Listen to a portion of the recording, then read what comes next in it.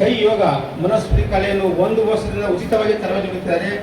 ಯೋಗಗಳಿಂದ ಎಲ್ಲರಿಗೂ ಸಹ ಪ್ರಶಸ್ತಿ ನೀಡುತ್ತಾರೆ. ಇವರೇ ಶ್ರೀಮತಿ ವೈ ಚಂದ್ರಿಕಾ ಮೂರ್ತಿ ಅವರು. ಈಗ ವೇದಿಕೆ ಮೇಲೆ ಗಣ್ಯರಿಗೆ ಸನ್ಮಾನ ಕಾರ್ಯಕ್ರಮ ಹೋಗಬೇಕಾಗಿರುತ್ತಾರೆ.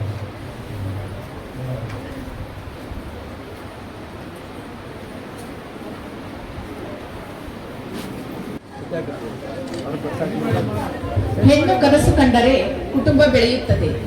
ಹೆಣ್ಣು ಸಾಧನೆ ಮಾಡಿದರೆ ಸಮಾಜವೇ ಬೆಳೆಯುತ್ತದೆ. ಇಂದು ನಾವು ಸನ್ಮಾನಿಸುತ್ತಿರುವ ಮಹಿಳೆಯರು ತಮ್ಮ ಪರಿಶ್ರಮ, ಧೈರ್ಯ ಮತ್ತು ಸಮರ್ಪಣೆಯ ಮೂಲಕ ಸಮಾಜಕ್ಕೆ ಮಾದರಿಯಾಗಿದ್ದಾರೆ. ಅವರ ಸಾಧನೆ ಇನ್ನು ಅನೇಕ ಮಹಿಳೆಯರಿಗೆ ಪ್ರೇರಣೆಯಾಗಲಿ ಎಂದು ನಮ್ಮೆಲ್ಲರ ಆಶಯ. ಇವತ್ತು ಗರಿಗೆ ತಿರಿದ ನವಿಲಿನಂತೆ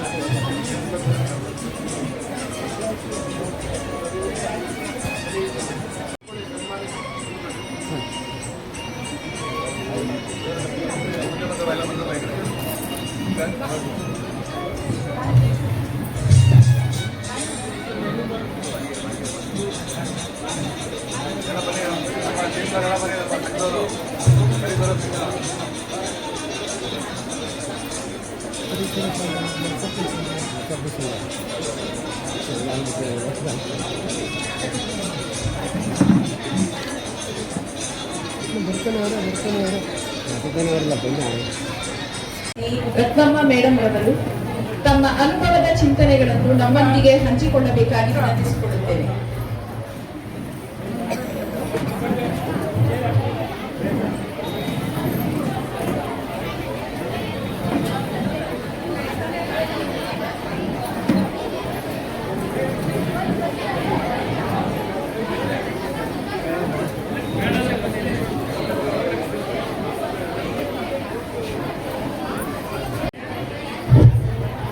ವೇದಿಕೆ ಮೇಲಿರುವ ಎಲ್ಲರಿಗೂ ನನ್ನ ನಮಸ್ಕಾರಗಳು. ಹಾಗೂ ಊರಿನಲ್ಲಿ ನಡೆದಿರುವ ಎಲ್ಲ ಮಹಿಳೆಯರಿಗೂ ಹಾಗೂ ಮಕ್ಕಳಿಗೂ ಮತ್ತು ನನ್ನಂತೆಲ್ಲ ನಾಗರಿಕರಿಗೂ ನನ್ನ ನಮಸ್ಕಾರಗಳು. ನನಗೆ ತುಂಬ ಸಂತೋಷ ಆಗ್ತಾ ಇದೆ. ಇದೇ ಶಾಲೆಯಲ್ಲಿ ನಾನು ಓದಿದ್ದು. ತುಂಬ ಹೆಮ್ಮೆ ಆಗುತ್ತೆ. ನನ್ನ ಕಲ್ತಿರೋದು ತುಂಬ ಸನ್ಮಾನ ಮಾಡಿದ್ದು ಭಾರಿ ಖುಷಿ ಆಗ್ತಿದೆ. ನಾನು ಓದಿದ ಸ್ಕೂಲಲ್ಲೇ ನನ್ನ ಸನ್ಮಾನ ಅಂದರೆ ತುಂಬ ಖುಷಿ. ನಾನು ಹೇಳೋದು ಇಷ್ಟ, ಹೆಣ್ಣು ಮಕ್ಕಳು ಚೆನ್ನಾಗಿ ಓದಿ ಛಲವಾಗಿ ನಿಂತು ಅವ್ರ ಜೀವನನ ಅವ್ರು ರೂಪಿಸ್ಕೋಬೇಕು. ಬೇರೆ ಯಾವ್ದು ಏನೇ ಇರಲಿ, ಹೆಣ್ಮಕ್ಳಾಗಿ ನಾನು ಹೆಂಗೆ ಗುರುತಿಸ್ಕೋಬೇಕು ಅಂತ ಅವರು ಸಣ್ಣದ್ರಿಂದನೇ ತೋರಿಸ್ಕೋಬೇಕು. ಚೆನ್ನಾಗಿ ಓದಬೇಕಷ್ಟೇ. ಅವ್ರ ಗುರಿ ಏನು? ಓದೋದಷ್ಟೇ. ಓದೋದು ಬಿಟ್ಟು ಬೇರೆ ಏನೋ ಅವ್ರ ತಲೆಯಲ್ಲಿ ಇರಬಾರ್ದು. ಚೆನ್ನಾಗಿ ಓದಿ ಅವ್ರ ಕಾಲ ಮೇಲೆ ನಿಂತ್ಕೋಬೇಕು. 4 ಜನಕ್ಕೆ ಬುದ್ಧಿ ಹೇಳಿ ಸರಿದೂಗಿಸ್ಕೊಂಡು ಹೋಗುವಂಥದ್ದು ಅವ್ರ ತಲೆಯಲ್ಲಿ ಇರಬೇಕು ಅಷ್ಟೇ. ಇಷ್ಟ ಅಂದರೆ ಬೇರೆ ನೀನು ಹೇಳಕ್ಕೆ ಇಷ್ಟಪಡೋಲ್ಲ. ಎಲ್ಲರಿಗೂ ಧನ್ಯವಾದಗಳು. ಸರಿಯಾಗಿ ನಿಮ್ಮ ಮುಂದೆ ಪ್ರಸ್ತುತಪಡಿಸಿದಾರಲ್ವಾ ಮಕ್ಕಳ? ಸೊ ಅದನ್ನ ನೋಡಿದಾಗ ನಿಮ್ಗೆ ಏನ್ ಅನಿಸ್ತಾ ಇದೆ? ಹೆಮ್ಮೆ ಆಗ್ತಾ ಇದೆ ಅಷ್ಟೇ. ನಾನು ಯಾವಾಗ ಆ ಥರ ಆಗಲ್ಲ ನಿಂತ್ಕೊಳ್ಳೋದು ಅನಿಸ್ಕೊಳ್ಳಿಲ್ವಾ? ಅನಿಸ್ತಾ ಇಲ್ವಾ? ನಾವು ಯಾವಾಗ ಸಾಧನೆ ಮಾಡೋದು, ನಾವು ಯಾವಾಗ ಸನ್ಮಾನ ಮಾಡಿಸ್ಕೋಬೇಕು ಅನ್ನೋದು ಅನಿಸ್ತಾ? ಸೊ ಈ ಪ್ರತಿಯೊಂದು ಕ್ಷಣದಲ್ಲಿ ನೀವು ಇಲ್ಲೇನ್ ನೋಡ್ತಾ ಇದ್ದೀರಾ, ಇಟ್ಕೋತಾ ಇದ್ದಾರೆ. ಅವ್ರನ್ನ ನಿಮ್ಮ ಜೀವನದಲ್ಲಿ ಮಾದರಿಯಾಗಿ ಇಟ್ಕೊಂಡು ಈಗ ಬೆಳೀತಾ ಇರೋ ಮಕ್ಕಳು ವಿದ್ಯೆ ಕಡೆ ಹೆಚ್ಚಿನ ಗಮನ ಕೊಟ್ಟು, ವಿದ್ಯೆ ಫಸ್ಟ್, ನೆಕ್ಸ್ಟ್ ಗುರಿ. ನೀವು ಒಳ್ಳೆ ಮಾರ್ಕ್ಸ್ ತಗೊಂಡ್ರೆ ನೀವೇನ್ ಕನ್ಸ್ಕೊಂಡ್ ಅಂತ ಕಾಣಿದಿರೋ ಅದನ್ನ ಅದೇ ಕರ್ಕೊಂಡು ಹೋಗುತ್ತೆ. ಸೊ ಈಗ ನಿಮ್ಮ ಮೊದಲ ಗುರಿ ಒಳ್ಳೆಯ ಅಂಕಗಳನ್ನ ಪಡೆಯೋದು, ವಿದ್ಯೆ ಕಡೆ ಹೆಚ್ಚಿನ ಗಮನ ಕೊಡೋದು. ಸೊ ಈ ಮೆಸೇಜ್ ನ ನೀಡಿದಂತಹ ರತ್ನಮ್ಮ ಮೇಡಮ್ ರವರಿಗೆ ತುಂಬ ಹೃದಯದ ಧನ್ಯವಾದಗಳು. ಈ ಕಾರ್ಯಕ್ರಮವನ್ನು ಸ್ವಚ್ಛಂದ ಮನಸ್ಸಿನಿಂದ ಉದ್ಘಾಟಿಸಿ ನಗುಮುಖದ ನಿಷ್ಠ ನಾಯಕರಾದಂತಹ ಶ್ರೀ ಎಚ್.ಕೆ. ಶ್ರೀಕಂಠ ಸರ್ ಅವರನ್ನು ಕಾರ್ಯಕ್ರಮವನ್ನು ಉದ್ದೇಶಿಸಿ ಉದ್ಘಾಟನಾ ಭಾಷಣ ನೀಡಬೇಕಾಗಿ ವಿನಂತಿಸಿಕೊಳ್ಳುತ್ತೇನೆ. ಪರಿಸರ ಪ್ರೇಮಿಗಳ ಸಂಘ ಮಳಗಾಳು ವತಿಯಿಂದ ಇವತ್ತೇನು ಮಹಿಳಾ ದಿನಾಚರಣೆ ಹಾಗೂ ಮಕ್ಕಳು ನೀವು ಮಾತಾಡಿದಷ್ಟು ಭಾಷಣ ಜಾಸ್ತಿ ಆಯ್ತು, ಮಾತಾಡಬಾರ್ದು. ಅವರೆಲ್ಲ ನೋಡ್ತಾವ್ರೆಲ್ಲ ಹೊರಗಡೆ ಗೆಸ್ಟ್ ಬಂದವರು.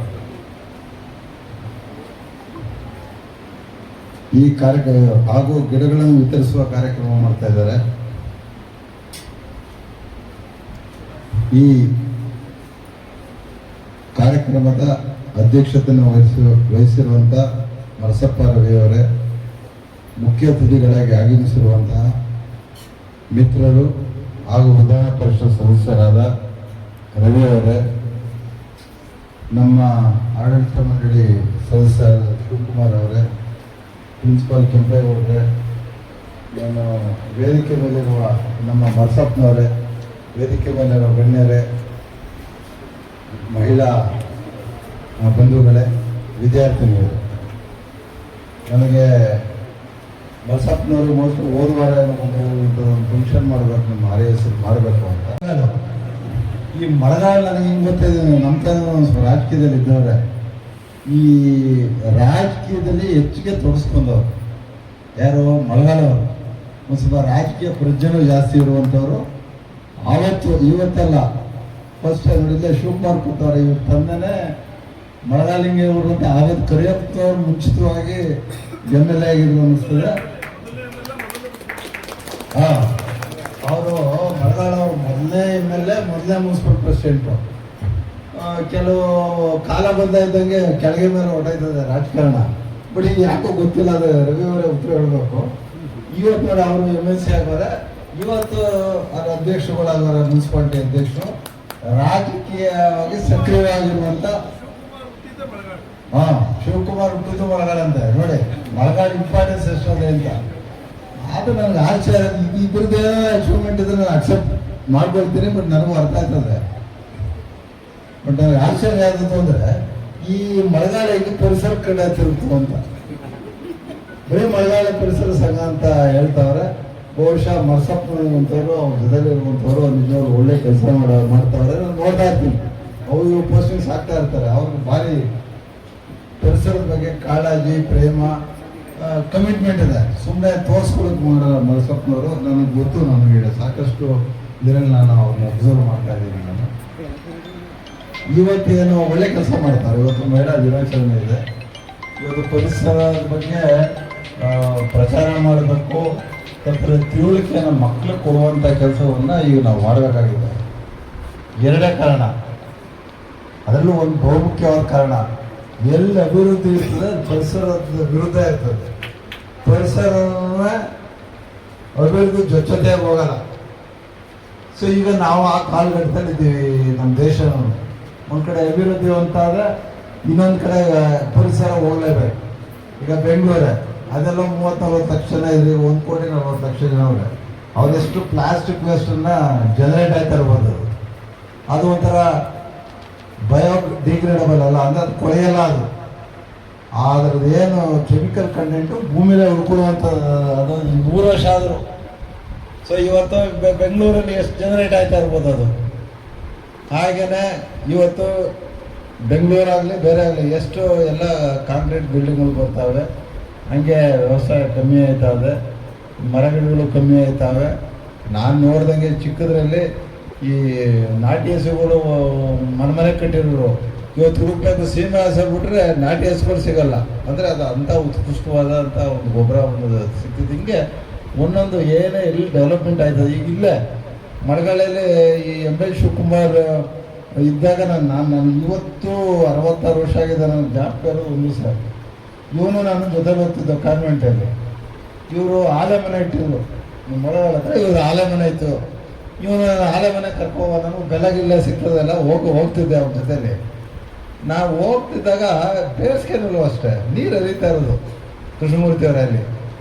ನಾನೇನು ಮಾಡಿದೆ, 2 ಹವಾಯಿ ಚಪ್ಪಲಿ ಇದ್ದಾರೆ ನಂದು. ಸುಮ್ಮನೆ ಚೇಷ್ಟೆ ಮಕ್ಕಳದು. ನಾನು ಹೆಂಗೆ ಹೋಗ್ಬಿಟ್ಟೆ, ಒಂದು ಚಪ್ಪಲಿನ ಬಿಟ್ಟೆ ಅದ್ರ ಹಿಂದೆನೇ ಹೋಗೋಣ ಅಂತ. ಚಪ್ಪಲಿ ಮುಂದೆ ನಾನು ಹಿಂದೆ ಹೋಗ್ತಿದ್ದು.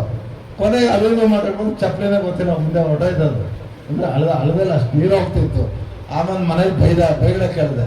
ಇದು ಯಾಕೆ ಹೇಳ್ತಾ ಇದ್ದೀನಿ, ಇವತ್ತು ಮಳೆಗಾಲ ಪಕ್ಕ ಇರುವಂಥ ನಾನು ಚಿಕ್ಕದ್ರಲ್ಲಿ ನೋಡಿರುವಂಥ ಒಂದು ಇದೇ ನದಿ ಇದೆಯಲ್ಲ ಇವತ್ತಿಲ್ಲ, ಕಪ್ಪು ಕಾಣಿಸ್ತದೆ.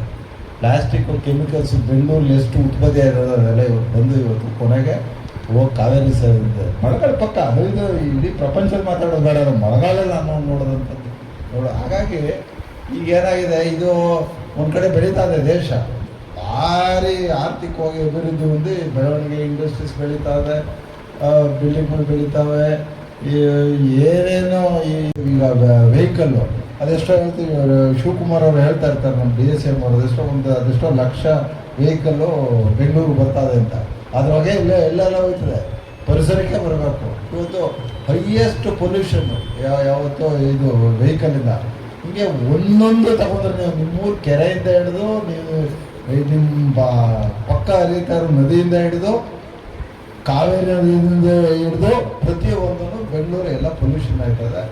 ಬಹುಶಃ ಇದು ಏನು ಎಫೆಕ್ಟ್ ಏನಾಯ್ತದೆ ಅಂದರೆ, ಒಂದು ಈ ಗ್ಲೋಬಲ್ ವಾರ್ಮಿಂಗ್ ಅಂತೀವಿ.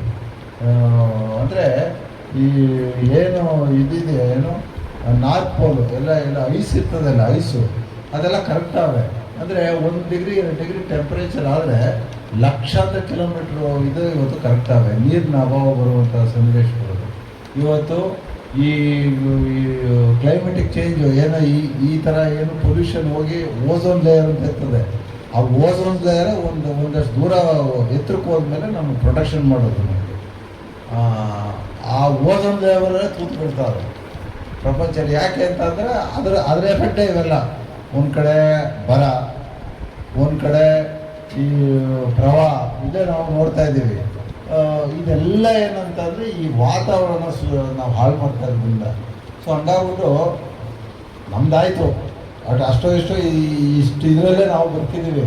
ನಾವು ಈ ಪರಿಸರನ, ಈ ಪ್ರಕೃತಿನ ಮುಂದಿನ ಪೀಳಿಗೆ ಬಿಟ್ಟು ಹೋಗ್ಬೇಕಲ್ಲ, ನಾವು ಅವರು ಬದುಕಬೇಕಲ್ಲ. ಅವ್ರು ಇನ್ನೆಷ್ಟು ಪೊಲ್ಯೂಷನ್ನು, ಇನ್ನೆಷ್ಟು ಅಭಿವೃದ್ಧಿ ನೋಡಿ ಕೊನೆಗೆ ಏನಾಯ್ತದೆ ಪ್ರಪಂಚ. ಸೊ ಆ ದೃಷ್ಟಿಯಲ್ಲಿ ಇವತ್ತು ಒಳ್ಳೆ ಕೆಲಸ ಮಾಡ್ತಾರೆ ಮರಸಪ್ಪನವರು. ಒಳ್ಳೆ ಕೆಲಸ, ಅಟ್ಲೀಸ್ಟ್ ಅವೇರ್ನೆಸ್ ಕ್ರಿಯೇಟ್ ಆಯ್ತದೆ. ಬಟ್ ನನಗೆ ಗೊತ್ತಿಲ್ಲ, ಅದು ಆಮೇಲೆ ಕೇಳ್ತೀನಿ ಯಾಕೆ ರಾಜಕೀಯದಿಂದ ಇಂಥ ಮುಗಿದತ್ತು ಅವ್ರದ್ದು ಇಂಟ್ರೆಸ್ಟ್ ಅಂತ ನಾನು ಇನ್ನೂ ಕೇಳಿಲ್ಲ ಸರಿಯಾಗಿ. ಬಹುಶಃ ಅವರ ಸ್ನೇಹಿತರೆಲ್ಲ ಜೊತೆ ಸೇರಿ ಎಲ್ಲ ಒಳ್ಳೆ ಕೆಲಸ ಮಾಡ್ತಾರೆ. ಒಳ್ಳೆ ಕೆಲಸ ಮಾಡ್ತಾಯಿದ್ದೀರ. ಏನಾದ್ರು ಲಾಭ ಇದ್ದಿದ್ದ ಕಡೆ ಸಮಾಜದಲ್ಲಿ ತೊಡಗಿಸ್ಕೋತಾರೆ. ರಾಜಕೀಯನೋ, ಬಿಸ್ನೆಸ್ಸೋ, ಇನ್ನೊಂದು ವ್ಯವಹಾರನೋ, ಇಂಥದ್ದು ಕಡೆ ಎಲ್ಲ ಗಮನ ಕೊಡ್ತಾರೆ ಇರೋ ಜೀವನದಲ್ಲಿ. ಮರಸಪ್ಪ ಇಷ್ಟು ಅವ್ರ ಸ್ನೇಹಿತರ ಜೊತೆ ಓಡಿ ಬರೀ ಪರಿಸರ ಅಂತ ಅಂದ್ಬಿಟ್ಟು ಅಟ್ಲೀಸ್ಟ್ ಇದ್ರ ಬಗ್ಗೆ ಕಾಳಜಿ ವಹಿಸಿ. ಇದರಿಂದ ಏನು ಲಾಭ ಸಿಗಲ್ಲ. ಯಾಕೆ ಈ ಪರಿಸರದ ಹಿಂದೆ ಹೋಗಲ್ಲ ಜನ. ಸಮಾಜ ಸೇವೆ 100 ನಡೀತಾ, ಒಂದು ಸಮಾಜ ಸೇವೆ ರಾಜಕೀಯ ಲಾಭಕ್ಕೋಸ್ಕರ ಸಮಾಜ ಸೇವೆ ನಡೀತದೆ. 4 ಹೆಸರು ಮಾಡಬೇಕು ಅಂತ ಸಮಾಜ ಸೇವೆ ನಡೀತದೆ. ಆದರೆ ಇವರು ಮಾಡ್ತಾ ಇರೋ ಪರಿಸರದ ಒಂದು ಪ್ರಚಾರ ಇದೆಯಲ್ಲ, ಇದ್ರ ಏನು ಲಾಭ ಸಿಗಲ್ಲ ಅಷ್ಟೇ. ಇವ್ರಿಗೆ ಆತ್ಮತೃಪ್ತಿ ಅಷ್ಟೇ. ನಾನು ಆಶ್ಚರ್ಯ ಆಯಿತು, ರವಿಯವ್ರ ಮಗಳು ಹೇಳಿ ಈ ಒಂದು ಏನು ನಾಯಿಗಳನ್ನ ಅಷ್ಟು ನೋಡಿ ಮಾನವೀಯತೆಯಿಂದ ಅದನ್ನ ಸಾಕು ಬೆಳೆಸ್ತಾರೆ ಅಂದರೆ ಅದು ಆಪೋಸಿಟ್, ಮರಗಳಿಗೆ ಆಪೋಸಿಟ್. ಅದು ಏನಮ್ಮ ನಿಮ್ಮ ತಂದೆ ಮೂಮೆಂಟ್ಗೂ ಅದು ಆಪೋಸಿಟ್ಟೆ. ಬಟ್ ನಿನ್ನೂ ಅಪ್ರಿಷಿಯೇಟ್ ಮಾಡ್ತೀನಿ ಕಣಮ್ಮ. ಅಟ್ಲೀಸ್ಟು ಈ ಥರ ಮನಸ್ಥಿತಿ ಇರುವಂಥವ್ರು ಸಮಾಜದಲ್ಲಿ ಅಲ್ಲಲ್ಲಿ ಹೋಗ್ಕೋದ್ರೆ ಎಲ್ಲ ಕೆಟ್ಟದ್ದು ತಪ್ಪಿನ ಜೊತೆ ಎಲ್ಲೋ ಅಲ್ಲೊಂದು ಒಳ್ಳೆದನ್ನ ನೋಡುವೆ ನಮ್ಮ ಜೀವನವನ್ನು ಮುಂದಕ್ಕೆ ಹೋಗ್ಬೇಕಾದಂಥ ಒಂದು ಕಾಲ ಬರ್ತದೆ ಅಂತ ಹೇಳಿದ ನಾನು ಅವ್ರ ಹೆಣ್ಮಕ್ಳು ಎಲ್ಲಿದ್ದೀರ ಅವ್ರು ಹೇಳ್ದಂಗೆ ಇವತ್ತು ಮಹಿಳಾ ದಿನಾಚರಣೆ. ನಾನು ನಮ್ಮ RHS ಹೆಣ್ಮಕ್ಳುಗಳದ್ದು ಎಲ್ಲ ಥರದ ಭವಿಷ್ಯ ಇರೋದು ಹೆಚ್ಚಿಗೆ ಹೆಣ್ಮಕ್ಳಿಗೆ. ಯಾಕೆಂದರೆ ಈ ಎಲ್ಲರಿಗೂ ಅವಕಾಶ ಇರುವಂಥದ್ದು. ಯಾರಿಗೆ ಅವಕಾಶ ಆದರೆ ಯಾರು ಚೆನ್ನಾಗಿ ಓದ್ತಾರೆ, ಯಾರು ಹೈಯರ್ ಪ್ರೊಫೆಷನ್ ಓದ್ತಾರೆ, ಯಾರು ಹೈಯರ್ ಎಜುಕೇಷನ್ ಹೋಗ್ತಾರೆ, ಅವ್ರಿಗೆ ಅವಕಾಶ ಆಗುತ್ತೆ. ಅಂಥ ಕಾಲದಲ್ಲಿ ನೀವು ಓದ್ತಾ ಇದ್ದೀರ. ನೀವು ಇಲ್ಲೂ ಇದನ್ನೆಲ್ಲ ಒಳ್ಳೊಳ್ಳೆ ಕೋರ್ಸ್ಗಳನ್ನ, ಪ್ರೊಫೆಷನಲ್ ಕೋರ್ಸ್ಗಳೆಲ್ಲ ಕೊಡ್ತಾ ಇದ್ದೀವಿ. ಇಲ್ಲೇ MBA ಇದೆ, ಇಲ್ಲೇ B.Ed ಇದೆ, ಇಲ್ಲೇ MA ಇದೆ, ಇಲ್ಲೇ M.Com ಇದೆ. ಈಗ ನೀವೆಲ್ಲ SSLC ಚೆನ್ನಾಗಿ ಮಾರ್ಕ್ಸ್ ತಗೊಂಡ್ರೆ ನೋಡಿ ಇಲ್ಲೇ BSc ಸೇರ್ಬೋದು. ಏನೋ ಒಂದು ಕನ್ಸ್ಟ್ರಕ್ಷನ್ ಮಾಡೋಣ ಒಂದು ವ್ಯವಸ್ಥೆ ಮಾಡ್ತಾಯಿದ್ದೀವಿ. ಬ್ಯಾಂಕ್ ಲೋನ್ ಹೇಳಿದ್ವಿ. ಯಾರು MBA ಇದಕ್ಕೆ ಸೇರ್ತಾರೆ ಅವ್ರಿಗೆ ಅಗ್ರಿಕಲ್ಚರ್ಗೆ, ಇಲ್ಲೇ ನಮ್ಮ ಇದರಲ್ಲಿ ಪ್ರಿಮಿಸಸ್ ಅಲ್ಲದೆ ಇದು ಬರೋಡಾ ಬ್ಯಾಂಕು ಎಲ್ಲರಿಗೂ ಅವ್ರ ಹತ್ತಿರ ಏನಾದ್ರು ಡಿಫಾಲ್ಟ್ ಇದ್ದರೆ ಎಲ್ಲರಿಗೂ ಲೋನ್ ಕೊಡಬೇಕು ಅಂತ ಹೇಳಿದ್ದೀವಿ. ಸೊ ಈಗ ಮುಂದಕ್ಕೆ ಒಂದು ಗೊತ್ತಿರಲಿ, ಈಗ ಅಪ್ರೂವ್ ಆಗಿದೆ ಒಂದು ಲೆವೆಲ್ಗೆ ಡಿಪ್ಲೊಮಾ ಇನ್ ಅಗ್ರಿಕಲ್ಚರ್ ಅಂತ. ಅದು ಭಾರಿ ಒಳ್ಳೆ ಕೋರ್ಸ್, ಅದು ಅಗ್ರಿಕಲ್ಚರ್ಗಿಂತನೂ ಒಳ್ಳೆ ಕೋರ್ಸ್. ಯಾಕೆಂದರೆ 2 ವರ್ಷ ಓದ್ತಾರೆ, ಅವ್ರಿಗೆ ಎಲ್ಲ ಸೀಡ್ ಕಂಪ್ನಿಗಳು, ಪೆಸ್ಟಿಸೈಡ್ ಕಂಪ್ನಿಗಳು, ದೊಡ್ಡ ದೊಡ್ಡ ಎಸ್ಟೇಟ್ಗಳು, ಆಮೇಲೆ ಸೀಡ್ ಇಂಡಸ್ಟ್ರಿ, ಹೀಗೆ ಫಸ್ಟ್ ಬೇಕು 2 ವರ್ಷ ಡಿಪ್ಲೊಮಾ ಮಾಡ್ತಾರೆ. ಬಹುಶಃ ಈಗ ಆಗಿದೆ, ಈಗ ಅಕಾಡೆಮಿಕ್ ಕೌನ್ಸಿಲು ಹಾಗೂ ಇದರಲ್ಲಿ ಬೋರ್ಡಲ್ಲಿ ನಾನು ಪಾಸ್ ಮಾಡಿಸಿದ್ದೀನಿ. ಬಹುಶಃ ಇನ್ನು ಮುಂದಕ್ಕೆ ಗೌರ್ಮೆಂಟಲ್ಲಿ ಒಂದು ಸ್ವಲ್ಪ ಶಿವಕುಮಾರ್ ಸಹಾಯ ಪಡೆದು ಅದನ್ನು ತರುವಂಥದ್ದು ಕೆಲಸ ಮಾಡಿ. ಯಾಕೆಂದರೆ ಹೆಚ್ಚಿಗೆ ಸಮಸ್ಯೆ ಇರುತ್ತೆ, SLC ಮುಗಿಸಿ PUC ಮುಗಿಸ್ತಾ ಮನೆಗೆ ಸೇರಿದ್ರೆ ಕಳೆದೋಯ್ತಾರೆ, ಪ್ಯಾಂಟ್ ಹಾಕಿರ್ತಾರೆ, ಮೊಬೈಲ್ ಹಿಡ್ಕೊಂಡಿರ್ತಾರೆ, ಅವ್ರ ಹತ್ತಿರ ಕೆಲಸ ಮಾಡೋಕ್ಕೆ ಖಂಡಿತ ಮಾಡಲ್ಲ. ಅಂಥವ್ರಿಗೆ ಒಂದು ಅವಕಾಶ ಆಗಲಿ ಅಂತ ಈ ಡಿಪ್ಲೊಮಾ ಇನ್ ಅಗ್ರಿಕಲ್ಚರ್ ತರ್ತಾ ಇದ್ದೀವಿ. ಅದು ಬರ್ತಾ ಇದೆ. ಹಾಗಾಗಿ ನಿಮ್ಗೆ ಏನಿರಬೇಕು ಅಂದರೆ ಇಂಥವೆಲ್ಲ ಓದಬೇಕು ಅಂದರೆ ನೀವು ಬೆಂಗಳೂರು ಮೈಸೂರಿಗೆ ಹೋಗ್ಬೇಕಾಗಿತ್ತು. ಹೆಣ್ಮಕ್ಳಿದ್ದೀರಾ ನೀವು, ನಿಮ್ಮ ತಂದೆ ತಾಯಿ ಕಳಿಸಲ್ಲ. ಒಂದು ವಯಸ್ಸು ಬಂದು ಹೆಣ್ಮಕ್ಳನ್ನ ಅಡ್ದೂರ ಕಳಿಸೋದು ಅಂತ 10 ಸತಿ ಯೋಚಿಸ್ತಾರೆ. ಅದೆಲ್ಲ ಈಗ ನಿಮ್ಮ ಮನೆ ಬಾಗಿಲು ಬರ್ತಾ ಇದೆ. ಎಲ್ಲ ಥರ ಅಭಿವೃದ್ಧಿ ಮಾಡೋರೆ, ಎಲ್ಲ ರೋಡು ಗೀಡು ಎಲ್ಲ 3 ಮನೆಯೂ ಕೂಡ ಶಿವಕುಮಾರ್ ಸುರೇಶ್ ಅವರು ಮಾಡೋರೆ, ರವಿ ಅವರು ಅವರಿಗೆ ಎಜುಕೇಷನ್ ಇದಕ್ಕೆ ತಗೋಬೇಕು ಅಂತ. ಹಾಗಾಗಿ ಇದನ್ನೆಲ್ಲ ಉಪಯೋಗಿಸ್ಕೊಂಡು ಮಹಿಳಾ ದಿನ ದಿವಸ ಈ ಸ್ಫೂರ್ತಿ ಬೆಳಿಬೇಕು ಅಂತ ಹೇಳ್ತಾ, ನಮ್ಮ ಅದೇನೋ ನನಗೆ ಗೊತ್ತಿಲ್ಲ, ನಮ್ಮ ಪತ್ರಕರ್ತನ ಫಸ್ಟ್ ಅದೆಲ್ಲರೂ ಹೇಳಿದಾಗ ಅವ್ರು ಮರೆಸ್ಬಿಡ್ತೀನಿ. ಹಾಗಾಗಿ ಅವ್ರಿಗೂ ಕೂಡ ನಾನು ಈ ದಿವಸ ಬಂದಿದ್ದೀರಾ, ಇನ್ನು ಹೆಚ್ಚಿಗೆ ಪ್ರಚಾರವನ್ನು ಮಾಡಿ ಇನ್ನು ಕಾರ್ಯಕ್ರಮ. ಯಾಕೆ ರಾಜಕೀಯದ್ದು ಅಲ್ಲಿಯಲ್ಲಿ ಕಾಣಿಸಿದ್ರೆ ರೆಗ್ಯುಲರ್ ಮಾಡ್ತೀರಾ ನೀವು, ಕ್ರೈಮ್ದು ರಾಜಕೀಯದ್ದು. ಸೊ ನೀವೆಲ್ಲ ಬಂದು ಹೇಳಿ, ನಿಮಗೂ ನನ್ನ ಪ್ರತಿನಿಧಿನ ಹೇಳಿ ನಾನು ಮಾತು ಮುಗಿಸ್ತೇನೆ. ಇನ್ನು ಸಾವಧಾನವಾಗಿ ಇನ್ನೊಂದೇ ಭಾಷಣ ಎಲ್ಲರೂ ವಿತರಣೆ ಮಾಡಿ. ನಮಸ್ಕಾರ ಎಲ್ಲ. ನಿಮ್ಮ ಪ್ರೇರಣಾದಾಯಕ ಮಾತುಗಳು ಇಲ್ಲಿ ನೆರೆದಿರುವ ಎಲ್ಲ ಸಭಿಕರಿಗೂ ಸ್ಫೂರ್ತಿ ಮತ್ತು ಹುಮ್ಮಸ್ಸು ಮೂಡುವಲ್ಲಿ ಸಂದೇಹವೇ ಇಲ್ಲ. ಧನ್ಯವಾದಗಳು ಸರ್. 2025ನೇ ಸಾಲಿನಲ್ಲಿ ಪ್ರಥಮವಾಗಿ ಮಳಗಾಡು ಗ್ರಾಮದಲ್ಲಿ ಯೋಗ ಶಿಬಿರ ತರಗತಿಯನ್ನು ಪ್ರಾರಂಭಿಸಿ ಆಲ್ರೆಡಿ ನಮ್ಮಲ್ಲಿ ಎಷ್ಟೋ ಹೆಣ್ಮಕ್ಳು 4 ಹಂತದ ಕೋರ್ಸ್ಗಳಿರುತ್ತೆ. ಅಂತರಂಗ 1, ಅಂತರಂಗ 2, ಅಂತರಂಗ 3 ಮತ್ತು ಕಾಯಕಲ್ಪದ ನಂತರ ಬ್ರಹ್ಮಜ್ಞಾನ.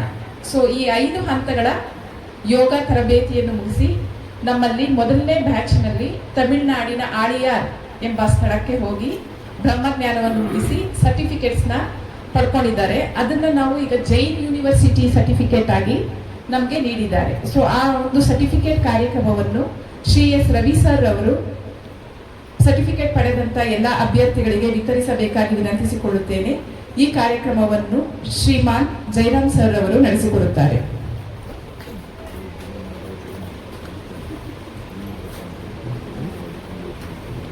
ನಮಸ್ಕಾರ. ಮೊದಲನೇದಾಗಿ ಸರ್ಟಿಫಿಕೇಟ್ ಅಂಬುಜಮ್ಮ,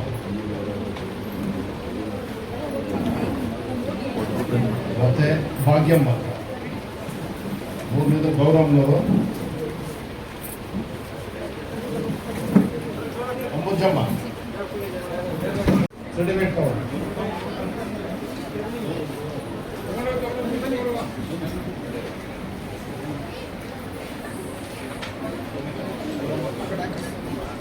ಇಂದಿರಾ ಲಕ್ಷ್ಮಣ, ಮಂಗಮ್ಮ,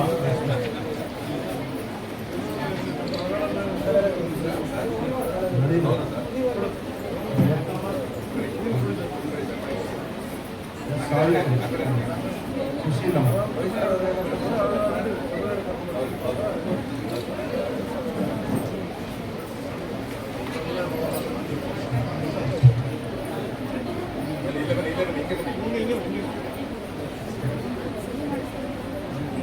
ಒಂದು ವರ್ಷದ ತರಬೇತಿ ಮುಗಿಸಿ ಸರ್ಟಿಫಿಕೇಟ್ ಪಡಿತಾ ಇದ್ದಾರೆ. ನಮ್ಮ ಒಳಗಡೆಗೆ ಒಂದು ದೊಡ್ಡ ಹೆಮ್ಮೆ ಕೊಡುವಂಥ ಗೌರವ ಬರುವಂಥ ವಿಚಾರ. ಇದೇ ರೀತಿ 40 ಜನ ನಮ್ಮ ಒಳಗಡೆಯಲ್ಲಿ ಯೋಗ ಶಿಬಿರದಲ್ಲಿ ಯೋಗಾಭ್ಯಾಸ ಮಾಡ್ತಾ ಇದ್ದಾರೆ. ಎಲ್ಲರೂ ಒಳ್ಳೆಯದಾಗಲಿ.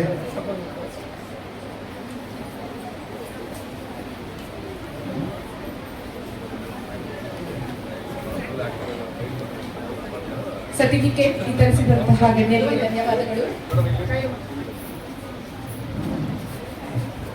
ಪ್ಲಾಂಟ್ ಟುಡೇ ಎಂಜಾಯ್ ಟುಮಾರೋ, ಇದು ಪರಿಸರ ಪ್ರೇಮಿಗಳ ಸಂಘದ ನೆಚ್ಚಿನ ಸ್ಲೋಗನ್. ದಾನಗಳಲ್ಲಿ ಶ್ರೇಷ್ಠವಾದ ಧ್ಯಾನ ಯಾವುದು ಮಕ್ಕಳ? ದಾನಗಳಲ್ಲೇ ಶ್ರೇಷ್ಠವಾದ ದಾನ ಇದಕ್ಕೆ ಸ್ವಲ್ಪ ಚೇಂಜಸ್ ಆಗಿದೆ.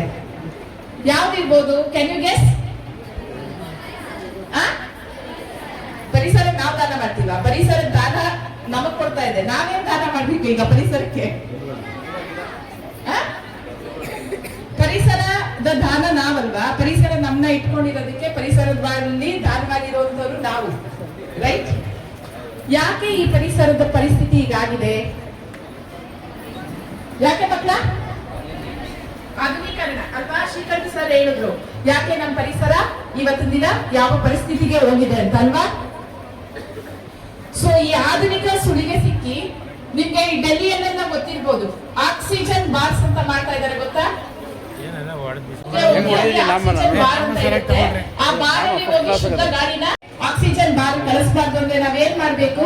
ಹೆಚ್ಚಿನ ಸಂಖ್ಯೆಯಲ್ಲಿ ಗಿಡಗಳನ್ನ ನೆಡಬೇಕು. ಸೊ ಇವಾಗ ನಾವು ಏನು ಗಿಡಗಳನ್ನ ವಿತರಣೆ ಮಾಡ್ತೀವಿ, ಆ ವಿತರಣೆ ಮಾಡುವಂತ ಗಿಡಗಳನ್ನ ಇಲ್ಲಿಂದ ಸ್ಟೈಲ್ ಆಗಿ ತಗೊಂಡೋಗಿ ಒಂದ್ ಕಡೆ ಇಡೋದಲ್ಲ. ಸೊ ಆ ವಿತರಣೆ ಆದಂತ ಗಿಡಗಳನ್ನ ಪೋಷಿಸಿ ಬೆಳೆಸಬೇಕು. ಸೊ ಈ ಕಾರ್ಯಕ್ರಮವನ್ನು ನಡೆಸಿಕೊಳ್ಳೋದಕ್ಕೆ ಶ್ರೀಮಾನ್ ಎಂ ಶ್ರೀಧರ್ ಸರ್ ಅವರನ್ನು ವೇದಿಕೆಗೆ ಆಹ್ವಾನಿಸುತ್ತೇನೆ. ಪ್ರೀತಿಯ ವಿದ್ಯಾರ್ಥಿಗಳಿಗೆ ವೇದಿಕೆ ಮೇಲಿರುವಂತಹ ಎಲ್ಲಾ ಗಣ್ಯರು ಕೂಡ ಗಿಡಗಳನ್ನು ವಿತರಣೆ ಮಾಡಬೇಕು ಅಂತ ಕೇಳ್ತೀನಿ. ಸಾಂಕೇತಿಕ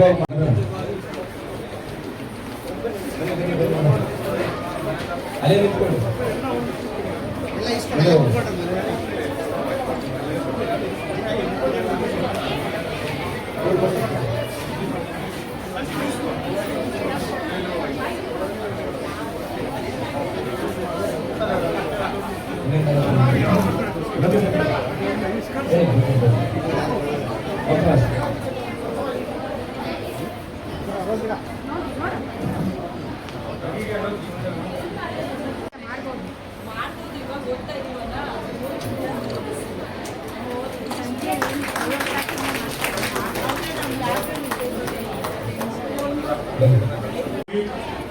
ಮತ್ತು ಈ ಒಂದು ಪರಿಸರ ದಿನಾಚರಣೆ ಅಂಗವಾಗಿ ಗಿಡಗಳನ್ನು ವಿತರಿಸುವ ಕಾರ್ಯಕ್ರಮದ ಉದ್ಘಾಟನೆಯನ್ನ ಮಾತನಾಡಿ ಇದೀಗ ತಾನೇ ತಮ್ಮೆಲ್ಲರನ್ನ ಉದ್ದೇಶಿಸಿ ಮಾತನಾಡಿದಂಥ ಆತ್ಮೀಯರು, ಹಿರಿಯರು, ಈ ಒಂದು ಗೌರವಾನ್ವಿತ RS ಸಂಸ್ಥೆಯ ಅಧ್ಯಕ್ಷರು ಆಗಿರ್ತಕ್ಕಂಥ, ಕ್ರಿಯಾಶೀಲ ಅಧ್ಯಕ್ಷರು ಆಗಿರ್ತಕ್ಕಂಥ ಶ್ರೀಕಂಠರವರೇ, ಪರಿಸರ ಪ್ರೇಮಿಗಳ ಸಂಘದ ಅಧ್ಯಕ್ಷರಾಗಿರ್ತಕ್ಕಂಥ ಮತ್ತೋರ್ವ ನನ್ನ ಆತ್ಮೀಯರು, ನನ್ನ ಸ್ನೇಹಿತರಾದಂಥ ಮನ್ಸಪ್ರವರೇ, ವೇದಿಕೆ ಮೇಲೆ ಇಲ್ಲಿ RSನ ಗೌರವಾನ್ವಿತ ನಿರ್ದೇಶಕರಾಗಿ ಆಸೀನರಾಗಿರ್ತಕ್ಕಂಥ ಹಿರಿಯರಾದಂಥ ಆತ್ಮೀಯರಾದ ML ಶಿವಕುಮಾರ್ ಅವರೇ, ಅದೇ ರೀತಿಯಾಗಿ ಇನ್ನಿತರ ನನ್ನ ಎಲ್ಲರ ಹೆಸರುಗಳನ್ನ ಇನ್ನ ತೆಗೆದುಕೊಳ್ಳಿಕ್ಕೆ ಹೋಗೋದಿಲ್ಲ, ಈಗಾಗಲೇ ಎಲ್ಲರೂ ಪ್ರಸ್ತಾಪ ಮಾಡಿರೋದ್ರಿಂದ ವೇದಿಕೆ ಮೇಲೆ ಇರ್ತಕ್ಕಂಥ ನಮ್ಮ ಸಂಸ್ಥೆಯ ಕಾಲೇಜಿನ ಪ್ರಾಂಶುಪಾಲರಾದಿಯಾಗಿ ಎಲ್ಲ ಶ್ರೀಕಂಠ ಅವರು ಮಳೆಗಾಲಗೂ ಅದಕ್ಕೂ ಯಾಕೋ ತದ್ವಿರುದ್ಧವಾಗಿ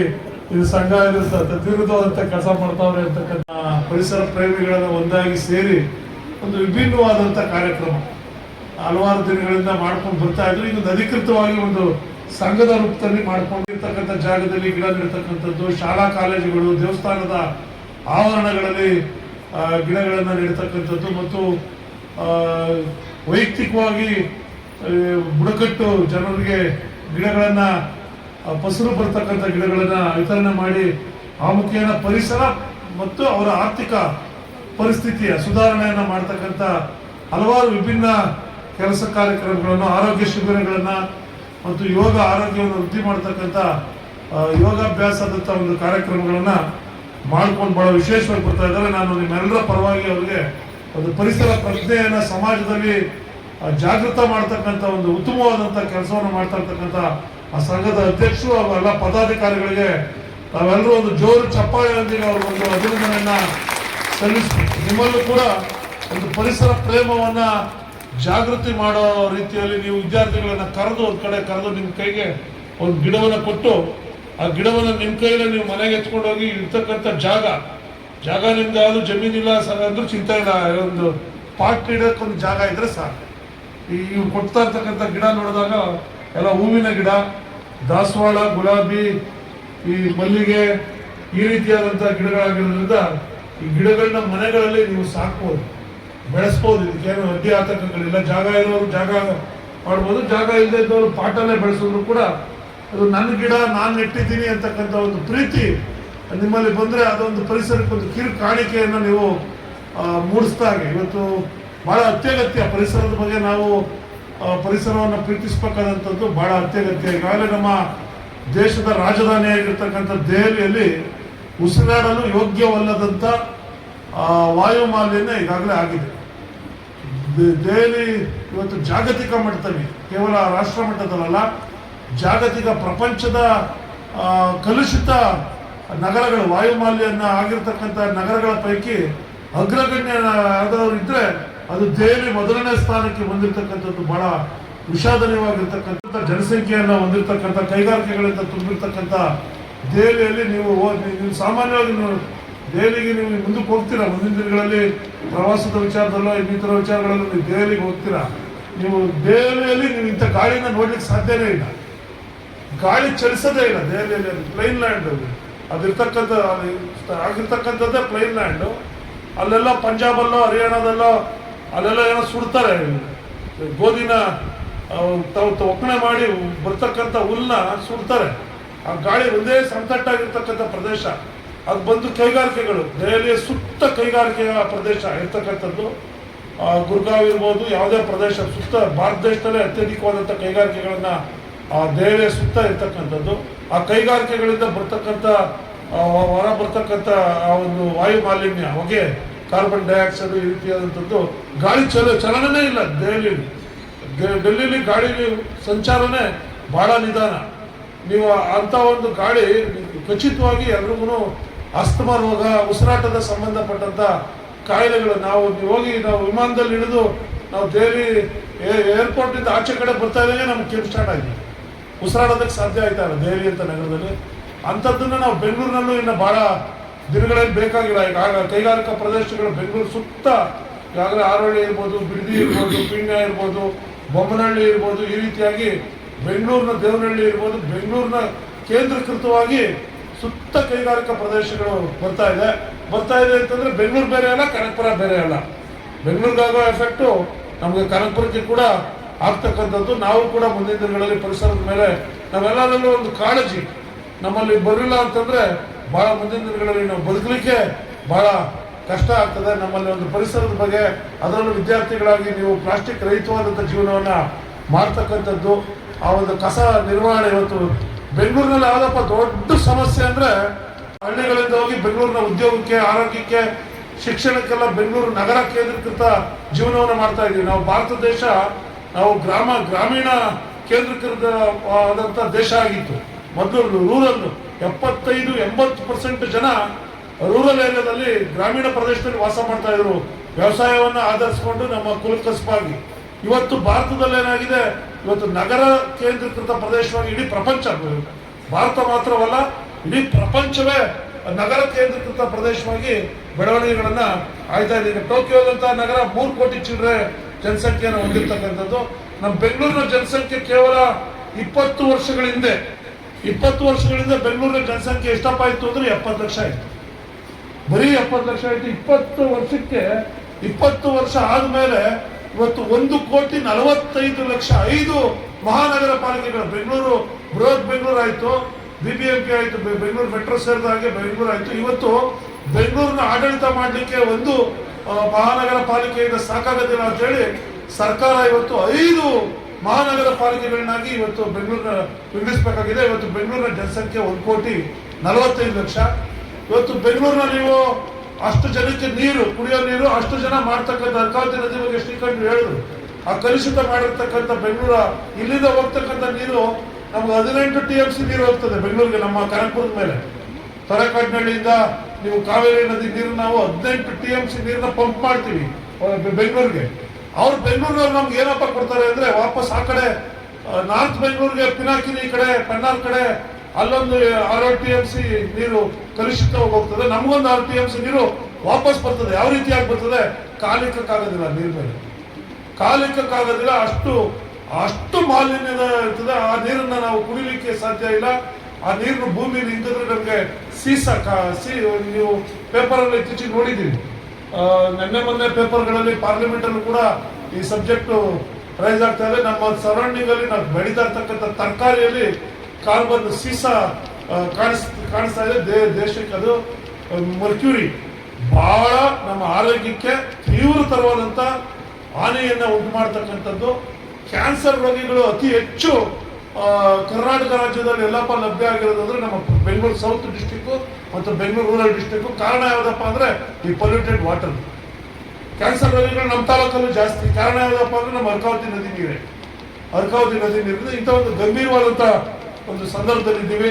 ಅದರಿಂದ ನಾವು ಸಮಸ್ಯೆ, ಕುಡಿಯೋ ನೀರು ಸಮಸ್ಯೆ, ಅವ್ರ ಒಳಚರಂಡಿ ಸಮಸ್ಯೆ, ಅಷ್ಟು ಜನಕ್ಕೂ ಎಷ್ಟು ಪಾಯಿಂಟ್ಗಳು ಒಳಚರಂಡಿ ಮಾಡಬೇಕು, ಅವ್ರಿಗೆ ಅಷ್ಟು ಜನಕ್ಕೂ ವಿದ್ಯುತ್ತು, ಅಷ್ಟು ಜನಕ್ಕೆ ಟ್ರಾಫಿಕ್ಕು, ವೆಹಿಕಲ್ಲು.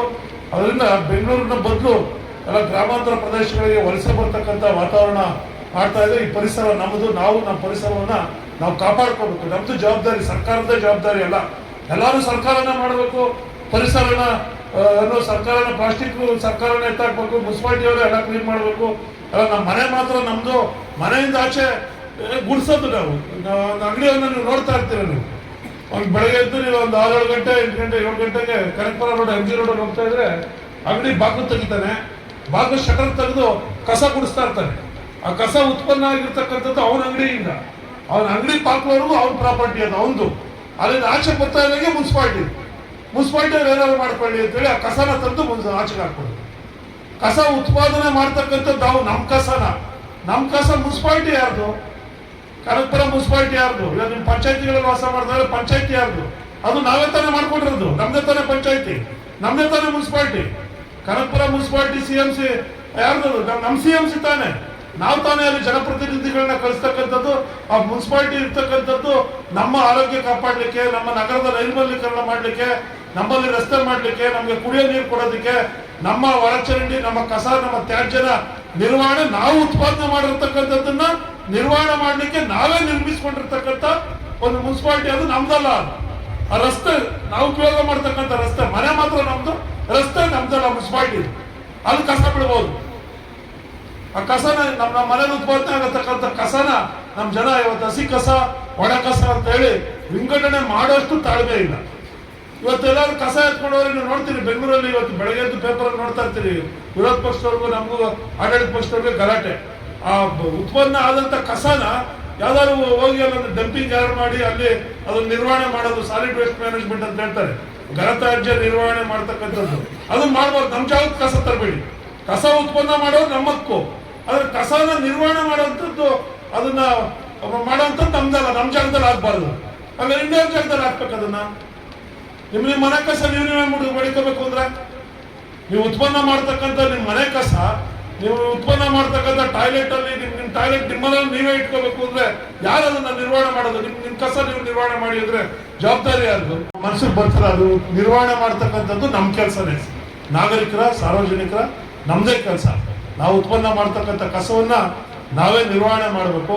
ಅದ್ರ ಬಗ್ಗೆ, ಆ ಒಂದು ಪರಿಸರದ ಬಗ್ಗೆ, ಅದೇ ಪರಿಸರ ಅಂತಕ್ಕಂಥದ್ದು. ಅದು ನೀವು ವಿದ್ಯಾರ್ಥಿಗಳು, ನಿಮ್ಗ ಪ್ರಶ್ನೆ ಬರಬೇಕು, ನೀವು ಅದರಲ್ಲಿ ತೊಡಗಿಸ್ಕೊಳ್ಬೇಕೇನ ಆಗ್ಬೇಕು. ಪರಿಸರದ ಬಗ್ಗೆ ಪ್ರೀತಿ ಬರಬೇಕು ನಿಮ್ಮಲ್ಲಿ. ಈ ಪರಿಸರ ನಮ್ದು, ನಾವು ಇದನ್ನ ಸ್ವಚ್ಛವಾಗಿ ಇಟ್ಕೋಬೇಕು. ಈ ಪರಿಸರದ ಮೇಲೆ ನಮ್ದೇ ಹಕ್ಕು. ನಾವೇ ಗಾಳಿ ಉಸಿರಾಡೋದು, ನಾವೇ ಕುಡಿಯೋದು, ನೀರು ಕುಡಿಯೋದು. ಅದರಿಂದ ನಮ್ದು ಜವಾಬ್ದಾರಿ ಇದೆ. ಬರೀ ಸರ್ಕಾರ ಅಂತಲ್ಲ. ಸರ್ಕಾರ ಅಂದ್ರೆ ನಮ್ದೇ ಸರ್ಕಾರ. ಸರ್ಕಾರ ಬೇರೆ ಅಲ್ಲ, ಸರ್ಕಾರನ ನಾವು, ಸರ್ಕಾರದ ಭಾಗ ನಾವು. ಅದರಿಂದ ಆ ಒಂದು ದೃಷ್ಟಿಯಿಂದ ನಿಮ್ಮೆಲ್ಲರಿಗೂ ಒಂದು ಜವಾಬ್ದಾರಿ ಬರಲಿ, ಪ್ರೀತಿ ಬರಲಿ ಅಂತ ಹೇಳಿ ಇವತ್ತು ನಿಮಗೆ ಗಿಡಗಳನ್ನು ಕೊಡ್ತಕ್ಕಂಥ ಒಂದು ಕಾರ್ಯಕ್ರಮವನ್ನ ರೂಪ ಮಾಡಿದ್ದಾರೆ. ಒಳ್ಳೆ ಕಾರ್ಯಕ್ರಮ. ಇನ್ನ ಮಕ್ಕಳ ದಿನಾಚರಣೆ, ಮಹಿಳಾ ದಿನಾಚರಣೆ ಕಾರ್ಯಕ್ರಮನ ಕೂಡ ಇದನ್ನ ಸಮಾಜದ ಕಣ್ಣಾಗಿ ಬೆಳೀತಾ ಇದ್ದಾರೆ. ಮೊದಲು ಮಹಿಳೆಯರು ಅಂದ್ರೆ ಪುರುಷ ಪ್ರಧಾನ ಸಮಾಜವಾಗಿತ್ತು ನಮ್ದು. ಇವತ್ತು ಹೆಣ್ಮಕ್ಳು ಕೂಡ ಸಮಾನರು, ಯಾವುದ್ರಲ್ಲೂ ಕೂಡ ಕಡಿಮೆ ಇಲ್ಲ. ಇವತ್ತು ಹೆಣ್ಮಕ್ಳು ಸಮಾನರಲ್ಲ, ಇನ್ನೂ ಒಂದು ಹಂತ ಮೇಲೋಗಿದೆ. ಮೊದಲು ಹೆಣ್ಮಕ್ಳು ಹುಟ್ಟಿದ್ರೆ ಯಾಕಪ್ಪ ಹೆಣ್ಮಕ್ಳು ಹುಟ್ಟಿದ್ರು ಅನ್ನೋರು. ಇವಾಗ ಗಂಡು ಮಕ್ಳು ಹುಟ್ಟಿದ್ರೆ ಯಾಕಪ್ಪ ಅಂತ ಯಾಕಂದ್ರೆ ಗಂಡು ಮಕ್ಳಿಗೆ ಮದುವೆನೇ ಆಯ್ತಾ ಇಲ್ಲ, ಎಣ್ಣೆ ಕೊಡ್ತಾ ಇಲ್ಲ. ನಗ್ತಾ ಇದ್ದೀರಿ, ನಿಜ ಕೇಳಿರ್ಬೇಕು. ಎಲ್ಲ ತಾಯಂದಿರೆಲ್ಲ ಕೂತವ್ರೆ. ಹಳ್ಳಿಗಳ ಕಡೆ ನೀವು 4 ಎಕರೆ 5 ಎಕರೆ ಜಮೀನಿದ್ದು ಅವ್ರಿಗೆ ಗಂಡೆ ಪಾಪ ಎಣ್ಣೆ ಕೊಡಲ್ಲ ಎಲ್ಲರೂ. ಅದು ಚುಂಚನಗಿರಿ ಮಠದ ಸ್ವಾಮೀಜಿಗಳು ನಮ್ಮ ಹಣ ಸೇರ್ಬಿಟ್ಟು, ಇಲ್ಲ ಸ್ವಾಮಿ ಹೆಣ್ಣು ಹಳ್ಳಿಯಲ್ಲಿ ಹೋದವ್ರಿಗೆ, ವ್ಯವಸಾಯ ಮಾಡೋರಿಗೆ ಹೆಣ್ಣು ಕೊಡ್ತಾರೆ ಸ್ವಾಮಿ, ನೀವು ಒಂದು ವಧುವರರ ಅನ್ವೇಷಣಾ ಕಾರ್ಯಕ್ರಮ ಮಾಡ್ಬೇಕು ಸ್ವಾಮಿ, ನೀವು ಹೆಣ್ಮಕ್ಳಿಗೆ ಗಂಡು ಮಕ್ಕಳಿಗೆ ಹುಡುಗರು ನೋಡ್ಲಿ ಅಂತ ಸ್ವಾಮೀಜಿಗಳು, ನಿರ್ಮಲಾನಂದ ಸ್ವಾಮೀಜಿಗೆ ಅವರೆಲ್ಲ ಈಗ ಈ ಸ್ವಾಮೀಜಿ ಅನೌನ್ಸ್ ಮಾಡ್ಬಿಟ್ರು 3 ವರ್ಷದಿಂದ ಹೇಳಿ ಕಾಲಭೈರವೇಶ್ವರ ಅಲ್ಲಿ ಚುಚ್ಚಿನ ಕಾರ್ಯಕ್ರಮನ ಹೆಣ್ಣು ಗಂಡು ಮ್ಯಾಚಿಂಗ್ ಇದು ಮಾಡ್ತೀನಿ ನಾನು ಮ್ಯಾಟ್ರಿಮೋನಿಯಲ್ ಏನೋ ಅಂತಿರಲ್ಲ ಮ್ಯಾಟ್ರಿಮೋನಿಯಲ್ ಅದನ್ನ ಕಾರ್ಯಕ್ರಮನ ಮಾಡ್ತೀನಿ, ನೀವು ಯಾರೋ ಆಸಕ್ತಿ ಇರೋರೆಲ್ಲ ಬರ್ಬೋದು, ಅರ್ಜಿ ಹಾಕ್ಬೋದು ಅಂತ. ಬರೀ 800 ಜನ 150 ಜನ ಹೆಣ್ಮಕ್ಳು ಹೋಗಿರುವಂತೆ, ಗಂಡು ಮಕ್ಕಳು 40,000 ಜನ ಗಂಡು ಮಕ್ಕಳು ಹೋಗಿರುವಂತೆ. ಗಂಡು ನಿಜ ಹಾಕೊಂಡ್ರಪ್ಪ, ಹೆಣ್ಮಕ್ಳು ಈಗ ಆಗಲ್ಲ. ಗಂಡು ಮಕ್ಳ ಕತೆ ಹಳ್ಳಿ ವಾಸ ಮಾಡೋರಿಗೆ ಹೆಣ್ ಕೊಡಲ್ಲ, ವ್ಯವಸಾಯ ಮಾಡೋರಿಗೆ ಹೆಣ್ ಕೊಡಲ್ಲ, ಎಲ್ಲ ಸರ್ಕಾರಿ ನೌಕರಿಗೂ ಇರಬೇಕು, ಅವ್ರ ಸೈಟ್ ಇರಬೇಕು, ಮನೆ ಇರಬೇಕು ಅಂತಂದ್ರೆ ಈಗ ಹೆಣ್ಮಕ್ಳಿಗೆ ಡಿಮ್ಯಾಂಡ್ ಇರ್ತಕ್ಕಂಥದ್ದು. ನಾನು ನೋಡಿರ್ತಕ್ಕಂಥ ರತ್ನಮ್ಮ, ನಮ್ಮ ಸಬ್ ಇನ್ಸ್ಪೆಕ್ಟರ್ ಆಗಿ ರತ್ನಮ್ಮನ ನಾನು ಮೊದಲಿಂದ ನೋಡ್ತಾ ಇದ್ದೀನಿ. ರತ್ನಮ್ಮನ ಇವತ್ತು ನಮ್ಮ ರಾಜ್ಯದ ಚೀಫ್ ಸೆಕ್ರೆಟರಿ, ಮುಖ್ಯಮಂತ್ರಿ ಬಿಟ್ರೆ ಆಡಳಿತಾಂಗ, ಶಾಸಕಾಂಗ, ಆಡಳಿತಾಂಗ, ನ್ಯಾಯಾಂಗ ಅಂತ ಇದೆಯಲ್ಲ, ಆಡಳಿತಾಂಗದ ಮುಖ್ಯಸ್ಥೆ ಯಾರಪ್ಪ ಈ ರಾಜ್ಯದಲ್ಲಿ ಇದ್ರೆ ಶಾಲಿನಿ ರಜನೀಶ್. ಇವತ್ತು ಹೆಣ್ಮಗಳು ಕರ್ನಾಟಕದಲ್ಲಂತೂ ಇವತ್ತು ಅಲ್ಲೇ ಅಂತಲ್ಲ, ಕರ್ನಾಟಕನೇ ಅಂತಲ್ಲ, ಎಲ್ಲ ಕಡೆನೂ ಅಷ್ಟೇ. ಈಗ ಹೆಣ್ಮಕ್ಳು ಇವತ್ತು ನೀವೆಲ್ಲ ಮೊನ್ನೆ ಇಂಡಿಯಾ ಪಾಕಿಸ್ತಾನ ಸ್ವಲ್ಪ ವಾರ ಆಗೋ ಮಟ್ಟ ಬಂದಿತ್ತು, ಯುದ್ಧ ಆಗೋ ಮಟ್ಟ ಬಂದಿತ್ತು, ಸರ್ಜಿಕಲ್ ಸ್ಟ್ರೈಕ್ ಆಯ್ತು. ಒಂದು ಪ್ರೆಸ್ ಮೀಟ್ ಮಾಡಿದ್ರು, ನೋಡಿದ್ರಾ? ಇಂಡಿಯಾದ ಪರವಾಗಿ ನೋಡಿದ್ರೆ ಎಷ್ಟು ಜನ ನೋಡಿದ್ರಿ ಕೈ ಎತ್ತೆ? ಅದರಲ್ಲಿ ಬರೀ ಹೆಣ್ಮಕ್ಳು 3 ಜನ ಹೆಣ್ಮಕ್ಳು, ಒಂದು ಕ್ರಿಶ್ಚಿಯನ್ ಹೆಣ್ಮಕ್ಳು, ಒಬ್ಳು ಏರ್ ವಿಂಗ್ ಇಂದ, ಇನ್ನೊಬ್ರು ನೌಕಾಸೇನೆಯಿಂದ, ಇನ್ನೊಬ್ರು ಭೂಸೇನೆಯಿಂದ 3 ಜನ ನಮ್ಮ ದೇಶನ ಉದ್ದೇಶಿಸಿ ಪ್ರೆಸ್ ಮೀಟ್ ಮಾಡಿದ್ರು. ಆ 3 ಜನನು ಆ ಯುದ್ಧದಲ್ಲಿ ಪಾಲ್ಗೊಂಡು ಭಾರತಕ್ಕೆ ಪಾಕಿಸ್ತಾನದ ವಿರುದ್ಧ ಆ ಹೋರಾಟ ಬಾಂಬ್ ಹಾಕೋ ಇದರಲ್ಲಿ ಪಾಲ್ಗೊಂಡು ಇಡೀ ದೇಶಕ್ಕೆ ಹೆಮ್ಮೆ ತಂದಂಥವ್ರು ಹೆಣ್ಮಕ್ಳು. ನಾವು ಯಾರ್ಯಾರು ಕಡಿಮೆ ಇಲ್ಲ ಅಂತಕ್ಕಂಥದ್ದು. ಏರ್ಫೋರ್ಸ್ ಪೈಲಟ್ ಒಬ್ಳು ಹೆಣ್ಮಕ್ಳು, ನನ್ನ ಹೆಸರನ್ನ ಮರ್ತಿದ್ದೀನಿ, ಹೆಸರು ಹೇಳ್ತಿದ್ದೆ. ಏರ್ಫೋರ್ಸ್ ಪೈಲಟ್, ಜೆಟ್ ಅಂದ್ರೆ ಏರ್ಫೋರ್ಸ್ ಅಂದ್ರೆ ಮಾಮೂಲು ನಾಗರಿಕ ವಿಮಾನ ಎಲ್ಲರೂ ಹಾರಿಸ್ತಾರೆ, ಹೆಣ್ಮಕ್ಳಿಗೆಲ್ಲ ಪೈಲಟ್ ಆಗಿ ಬೆಂಗಳೂರಿಂದ ಡೆಲ್ಲಿಗೋ, ಡೆಲ್ಲಿಯಿಂದ ಹಾಂಗ್ಕಾಂಗೋ ಎಲ್ಲರೂ ಮಾಮೂಲು ಸಾರ್ವಜನಿಕರು ನಾವು ನೀವೆಲ್ಲ ಓಡಾಡುವಂಥ ವಿಮಾನನ ಹಾರಿಸೋದು ಪೈಲಟ್ ಮಹಿಳೆಯರು ಹಾರಿಸ್ತಾರೆ. ಆದರೆ ಏರ್ಫೋರ್ಸ್ ಫೈಟರ್ ಜೆಟ್ಗಳು ಅವೆಲ್ಲ 1000 ಕಿಲೋಮೀಟರ್ ಸ್ಪೀಡಲ್ಲಿ ಹೋಗಿ ಬಾಂಬ್ ಹಾಕುವಂಥ ಫೈಟರ್ ಜೆಟ್ಗಳನ್ನ ಹಾರಿಸ್ತಕ್ಕಂಥ ಹೆಣ್ಮಕ್ಳು ಇವತ್ತು ಹೋಗಿದ್ದಾರೆ. ಇವತ್ತು ನೀವು ಬಹಳಷ್ಟು ಜನ ನೋಡ್ತಾ ಇದ್ದೀರಿ. ಸುನೀತಾ ವಿಲಿಯಮ್ಸು ಇವತ್ತು ಅಂತರಿಕ್ಷ ಯಾನಕ್ಕೆ ಹೋಗಿ ಹೆಣ್ಮಕ್ಳು ಎಷ್ಟು ವರ್ಷ ಅಚಾನಕ್ ಆಗಿ ಅಂತರಿಕ್ಷದಲ್ಲಿ ತೆಗೆದುಕೊಂಡ್ರು ಕೂಡ ಧೃತಿಗೆಡದೆ ತಿರ್ಗಾ ಮತ್ತೆ ವಾಪಸ್ ಬಂದ್ರು. ಸುನೀತಾ ವಿಲಿಯಮ್ಸ್ ಹೆಸರು ಕೇಳಿದ್ದೀರಾ? ಒಬ್ಬ ಹೆಣ್ಣುಮಗಳು, ಅದು ಒಬ್ಬ ಗಂಡಸಲ್ಲ. ಸುನೀತಾ ವಿಲಿಯಮ್ಸ್ನ ಸಾಧನೆ ಸಾಮಾನ್ಯ ಅಲ್ಲ. ಅಂತರಿಕ್ಷದಲ್ಲಿ ಹೋಗಿ ನಿರೀಕ್ಷೆ ಮೀರಿ ಪಾಪ 1 ವಾರದಾಗ ಹೋಗಿ ವಾಪಸ್ ಬರ್ಬೇಕಾಯ್ತು. ಆದ್ರೆ ಅಚಾನಕ್ ಆಗಿ ಆದಂತ ತಾಂತ್ರಿಕ ದೋಷಕ್ಕೆ ತಿಂಗಳಗಟ್ಟಲೆ ಅಲ್ಲಿ ಪಾಪ ಅವರು ವಾಸ ಮಾಡುವಂತ ಸಂದರ್ಭ ಬಂದ್ರು, ಧೃತಿಗೆಡದೆ ಬಂದ್ರು. ಅವರು ಬೇರೆಯವ್ರಿಗೆ ಮಾದರಿ. ನಮ್ಮ ಬಚೇಂದ್ರ ಪಾಲ್ ಅಂತ ಹೆಣ್ಮಗಳು 6 ಸಲ ಏನೋ ಮೌಂಟ್ ಎವರೆಸ್ಟ್ ಹತ್ತಿದ್ದಾರೆ. 6 ಸಾರಿ, 1 ಸಲ ಹತ್ತದೇ ಕಷ್ಟ ಜೀವನದಲ್ಲಿ. ಆ ಬೇಸ್ ಕ್ಯಾಂಪ್ ಹೋಗಿ ಬರೋದು ಕಷ್ಟ. ಮೌಂಟ್ ಎವರೆಸ್ಟ್ ಬುಡ ಆಯ್ತಲ್ಲ, ತುದಿ ಅಲ್ಲ, ಬುಡಕ್ಕೆ ಹೋಗಿ ಬಂದ್ರೆ ಸಾಕು ಅಂತ ಜೀವನದ ಕನಸು ನೆನಸು ಮಾಡ್ಕೊಳಕ್ ಆಗೋದಿಲ್ಲ. ಅಂಥದ್ರಲ್ಲಿ ಬೆಟ್ಟದ ಮೇಲಕ್ಕೆ 6 ಸಾರಿ ಹೋಗಿದ್ ಬಂದಂಥದ್ದು ಹೆಣ್ಮಕ್ಳು ಇವತ್ತು ಸಾಧನೆ ಮಾಡ್ತಾ ಇದ್ದಾರೆ. ಇವತ್ತು ಹೆಣ್ಣು ಯಾವುದ್ರಲ್ಲೂ ಕೂಡ ಕಡಿಮೆ ಇಲ್ಲ. ಆಮೇಲೆ ಅವಕಾಶಗಳು, ನಿಮಗೆ ಸಾಕಷ್ಟು ಅವಕಾಶಗಳಿವೆ. ನೀವು ಅದರಿಂದ ನಾನು ಹೇಳ್ತಕ್ಕಂಥದ್ದು, ಯಾವಾಗಲೇ ಹೇಳ್ತಾ ಇದ್ರು ಓದೋದಷ್ಟೇ ನಿಮ್ಮ ಡ್ಯೂಟಿ, ಓದ್ಬೇಕು ಅಂತ ರತ್ತಮ್ಮ ನಿಮ್ಗೆ ಹೇಳೋರು, ಓದಿ ನಿಮ್ಮ ಕಾಲ ಮೇಲೆ ನೀವು ನಿಂತ್ಕೋಬೇಕು ಅಂತ. ನಾನು ಹೇಳೋದು ನಿಮ್ಗೆ ಯಾವುದು ಅಸಾಧ್ಯ ಅಲ್ಲ. ಯಾವುದನ್ನಾದ್ರೂ ಅಸಾಧ್ಯ ಅಂತ ನೀವು ಅಂದ್ಕೊಂಡಿದ್ರೆ ಅದು ತಪ್ಪದು. ಎಲ್ಲವೂ ಸಾಧ್ಯ. ಮನಸ್ಸಿದ್ರೆ ಮಾರ್ಗ, ಕೈ ಕೆಸರಾದ್ರೆ ನೀವು ಎಲ್ಲಿ ದುಡಿತೀರಿ, ಎಲ್ಲಿ ಶ್ರಮ ಹಾಕ್ತೀರಿ, ಎಲ್ಲಿ ಎಫರ್ಟ್ ಹಾಕ್ತೀರಿ, ಅಲ್ಲಿ ನಿಮಗೆ ಯಶಸ್ಸು ಖಚಿತ. ನೀವು ಎಫರ್ಟ್ ಆಗ್ತಾ, ನೀವು ಶ್ರಮನೇ ಆಗ್ತಾ, ನೀವು ಮೊದಲನೇ ಹೆಜ್ಜೆ ಇಟ್ಟರೆ ತಾನೇ 100ನೇ ಹೆಜ್ಜೆ ಕಂಪ್ಲೀಟ್ ಆಗೋದು. ಮೊದಲನೇ ಸ್ಟೆಪ್ ಇಟ್ಟರೆ ತಾನೇ ಮತ್ತೆ 100ನೇ ಸ್ಟೆಪ್ ಕೊಟ್ಟೋಗು ಅಂತಂದ್ರೆ, ಅದರಿಂದ ಇನ್ನೊಬ್ರು ಯಾರೋ ಸಾಧನೆ ಮಾಡಿದ್ದಾರೆ, ನಾನು ಅವ್ರು ಮಾಡಿದ್ದಾರೆ ಅಂತೇಳಿ ಅಸೂಯೆ ಪಡ್ತಕ್ಕಂಥದ್ದಲ್ಲ. ಅವ್ರ ಕೈಯಲ್ಲಿ ಸಾಧನೆ ಮಾಡೋಕ್ಕೆ ಸಾಧ್ಯ ಆಗಿರೋದು ನನ್ನ ಕೈಲಿ ಯಾಕೆ ಮಾಡೋಕ್ಕಾಗಲ್ಲ ಅನ್ನೋ ಪ್ರಶ್ನೆ ನಿಮಗೆ ಬರಬೇಕು. ಅವ್ರಿಗೆ ಸಾಧ್ಯ ಆದರೆ ನನಗ್ಯಾಕೆ ಸಾಧ್ಯ ಇಲ್ಲ ಅಂತ ನೀವು ಇನ್ನೊಂದು ತಿಳ್ಕೊಳ್ಳಿ. ನೀವು, ನಾನು ಒಬ್ಬ MLC ಆಗಿ, ಒಬ್ಬ ಮುನ್ಸಿಪಲ್ ಪ್ರೆಸಿಡೆಂಟ್ ಆಗಿ ರಾಜಕೀಯದಲ್ಲಿ ನಾನು ಹಲವಾರು ಬಾರಿ ಶಾಲಾ ಮಕ್ಕಳು ಇರ್ತಕ್ಕಂಥ ಕಡೆ ಈ ಮಾತನ್ನು ಹೇಳ್ತಾ ಇರ್ತೀನಿ. ನಾನು ದಿನನಿತ್ಯ ಹಲವಾರು ವ್ಯಕ್ತಿಗಳನ್ನ ನೋಡ್ತಾ ಇರ್ತೀನಿ ಸಾರ್ವಜನಿಕ ಜೀವನದಲ್ಲಿ, ಅಧಿಕಾರಿಗಳನ್ನ, KS, IAS, IPS ಅಥವಾ CEOಗಳು, ಇನ್ನಿತರ ಕಂಪನಿ ಹೆಡ್ಗಳೆಲ್ಲ ನೋಡ್ತಾ ಇರ್ತೀನಿ. ನಾನು ಅಲ್ಲಿ ನೋಡಿರ್ತಕ್ಕಂಥ ಪೈಕಿಲಿ ಯಾರು ಬಿಷಪ್ ಕಾಟನ್ ಇಂದನೋ, ಮೌಂಟ್ ಕಾರ್ಮಲ್ ಸ್ಕೂಲಿಂದನೋ, ಕಾಲೇಜಿಂದನೋ ಬಂದಂಥವ್ರು ಒಬ್ಬರು ಸಿಕ್ಕದಿಲ್ಲ ನನಗೆ. ಯಾರು ನನಗೆ ಸಿಕ್ಕಂಥವ್ರು IAS, IPS ಮಾಡಿರೋಂಥವ್ರು, CEOಗಳು ಯಾರು ಅನ್ಕೊಂಡಿದ್ದೀರಿ? ಯಾರು ನನಗೆ ಸಿಗ್ತಕ್ಕಂಥದ್ದು ಸಾಧನೆ ಮಾಡಿರೋರು ಎಲ್ಲ ನಿಮ್ಮಂಗೆ ಕನಕಪುರದಂತ ಒಂದು ಗ್ರಾಮೀಣ ಪ್ರದೇಶದ ವಿದ್ಯಾರ್ಥಿಗಳು. ನಾನು ಯಾರು ಮೌಂಟ್ ಬಿಷಪ್ ಕಾಟನ್ ಅವರು IAS ಮಾಡಿದ್ದೆ ನೋಡಿಲ್ಲ ನಾನು. ಬಿಷಪ್ ಗಾರ್ಡನ್ ಮೌಂಟ್ ಕಾರ್ಮಲ್ ಅವರು IAS ಮಾಡಿದ್ದಾರೆ. IAS ಅಂತ ಸಂಸ್ಥೆಯಲ್ಲಿ ಓದ್ತಂತವ್ರು ನಮ್ಮ ತಾಲೂಕಲ್ಲಿ, ಕನಕಪುರ ತಾಲೂಕಲ್ಲಿ IAS ಮಾಡಿದ್ದಾರೆ. ಸಿದ್ದಯ್ಯ ಅಂತ ಹೇಳಿ ರಿಟೈರ್ಡ್ ಆದ್ರು ಓಲ್ಡ್ ಸ್ಟೂಡೆಂಟ್. RS ಒಬ್ಬ SC, ಅವ್ರ ಮನೇಲಿ ಕರೆಂಟ್ ಕಟ್ಟಕ್ಕೆ ಕರೆಂಟ್ ಲೈಟ್ ಇರಲಿಲ್ಲ, ಸೀಮೆಣ್ಣ ಬುಟ್ಟಿಲಿ ಓದಿದ್ರು. SC ಆರೋಳಿ ಅವರು. ಅವ್ರು ಓದಂಥದ್ದು ಈ ಶಾಲೆಯಲ್ಲಿ. ಬಸವರಾಜ್ ಅಂತ ತುಗಣಿಯವರು ರೆವಿನ್ಯೂ ಇದಾಗಿ ಪ್ರಿನ್ಸಿಪಲ್ ಸೆಕ್ರೆಟರಿ ಆಗಿ ACS ಆಗಿ ರಿಟೈರ್ಡ್ ಆದ್ರು. ಇಡೀ ರಾಜ್ಯಕ್ಕೆ ACS ಆಗಿ ಬಸವರಾಜ್ ಒಬ್ಬ SC. ಅವ್ರ ಮನೇಲಿ ಬಡತನ, ಅವ್ರ ತಾಯಿ ಕೂಲಿ ಮಾಡಿದ್ರು ಉಂಟು ಇಲ್ಲಿರಲಿಲ್ಲ. ಜಯರಾಮ್ ಅಂತ ಇವತ್ತು ADGP ತಮಿಳುನಾಡಿಗೆ, IPS ತಮಿಳುನಾಡು, ಇಡೀ ತಮಿಳುನಾಡಿನ ಪೊಲೀಸ್ ಇಲಾಖೆಯ ಮುಖ್ಯಸ್ಥ ಯಾರಪ್ಪ ಅಂತಂದ್ರೆ ಜಯರಾಮ್. ಅವರೊಬ್ಬ ಪರಿಶಿಷ್ಟ ಜಾತಿಯಿಂದ ಬಂದಂತವನು. ಅವ್ರ ತಂದೆ ಕುರಿ ಮೇಯಿಸೋರು. ಕೋಟಹಳ್ಳಿ ಹತ್ರ ವಸ್ತುರ್ಗ ಅವರು. ನೀವು ನೋಡಿ, ನಾನು ಯಾಕೆ ಉದಾಹರಣೆಗಳನ್ನು ಹೇಳ್ತಾ ಇದ್ದೀನಿ ಅಂದ್ರೆ, ಯಾವ ಕೈಲೂ ಅವ್ರು ಮಾಡ್ತಾರೆ, ನನ್ನ ಕೈಲಿ ಮಾಡೋಕ್ಕಾಗಲ್ಲ, ಅಸಾಧ್ಯ ಅಂತ ನೀವು ಯಾವುದು ಅನ್ಕೋಬಾರ್ದು. ಸಾಧ್ಯ. ನೀವು ಪ್ರಯತ್ನ ಪಟ್ಟರೆ ಮಾತ್ರ ಸಾಧ್ಯ. ನೀವು ಪ್ರಯತ್ನ ಪಟ್ಟರೆ ಎಲ್ಲವೂ ಸಾಧ್ಯ. ಅದರಿಂದ ನಾನು ಆಗಲೇ ಹೇಳಿದ್ನ, ಕೈ ಕೆಸರಾದ್ರೆ ಬಾಯಿ ಮೊಸರು. ನೀವೆಲ್ಲ ಎಫರ್ಟ್ ಹಾಕ್ತೀರಾ? ಬರೀ ಡಾಕ್ಟ್ರು ಇಂಜಿನಿಯರ್ ಅಷ್ಟೇ ಅಲ್ಲ ಜೀವನ. ಅದನ್ನು ಹೊರತುಪಡಿಸು ನೀವು ವ್ಯವಸಾಯ ಕ್ಷೇತ್ರದಲ್ಲೇ ಒಂದು ಸಾಧನೆ ಮಾಡ್ಬೋದು. ಒಂದು ವ್ಯವಸಾಯ ಕ್ಷೇತ್ರದಲ್ಲೇ ಸಾಧನೆ ಮಾಡ್ಬೋದು. ನೀವು ಹಲವಾರು ವಿಭಾಗಗಳು, ಸರ್ಕಾರಿ ನೌಕರಿಗೆ ಅಷ್ಟೇ ಅಲ್ಲ, ಏನನ್ನು ಬೇಕಾದ್ರೂ ಇವತ್ತು ಸಾಧನೆ ಮಾಡೋದಕ್ಕೆ ಇವತ್ತು ನಮಗೆ ನಮ್ಮ ಅದೃಷ್ಟ ಏನಪ್ಪ ಅಂತಂದ್ರೆ, ನಮಗೆ ಕರ್ನಾಟಕದವ್ರಿಗೆ ವಿಶೇಷವಾಗಿ ನಾವು ಬೆಂಗಳೂರು ದಕ್ಷಿಣ ಜಿಲ್ಲೆಯವರಿಗೆ ನಮ್ಮ ಅದೃಷ್ಟ ಯಾವುದಪ್ಪ ಅಂದ್ರೆ ಬೆಂಗಳೂರು ನಗರ. ನಮಗೆ ಬರೀ 45-50 ಕಿಲೋಮೀಟರ್ ಹತ್ರದಲ್ಲದೆ. ಇವತ್ತು ಬರೀ ಕರ್ನಾಟಕ ರಾಜ್ಯ ಅಷ್ಟೇ ಅಲ್ಲ, ಭಾರತ ಅಷ್ಟೇ ಅಲ್ಲ, ಇಡೀ ಅಂತಾರಾಷ್ಟ್ರದಿಂದ ಬೇರೆ ಬೇರೆ ವಿದೇಶಗಳಿಂದ ಯಾವ ರೀತಿ ಅಮೆರಿಕಾಗ ಹೋಗಿ ನಾನು ಕೆಲಸ ಮಾಡಬೇಕು, ಯುರೋಪ್ ಹೋಗಿ ಕೆಲಸ ಮಾಡಬೇಕು ಅಂತಕ್ಕಂಥ ಆಸೆ ಜನರಲ್ಲಿದೆಯೋ ಅಂತವರೆಲ್ಲ ಉದ್ಯೋಗ ಅವಕಾಶವನ್ನ ಬಳಸ್ಕೊಂಡು ಇವತ್ತು ಎಲ್ಲಿಗೆ ಬರ್ತಾರಪ್ಪ ಅಂತಂದ್ರೆ ಬೆಂಗಳೂರು ನಗರಕ್ಕೆ ಬರ್ತಾರೆ. ಇಡೀ ನಮ್ಮ ದೇಶದ ಕನ್ಯಾಕುಮಾರಿಯಿಂದ ಕಾಶ್ಮೀರದವರೆಗೂ ಇವತ್ತಿನ ಜನರ ಬದುಕಿನ ಆಸೆ ಏನಪ್ಪಾ ಅಂತಂದ್ರೆ, ನಾನು ಬೆಂಗಳೂರಲ್ಲಿ ಕೆಲಸ ಮಾಡಬೇಕು, ಬೆಂಗಳೂರಲ್ಲಿ ಅವಕಾಶ ಇದೆ ಅಂತ ಹೇಳಿ.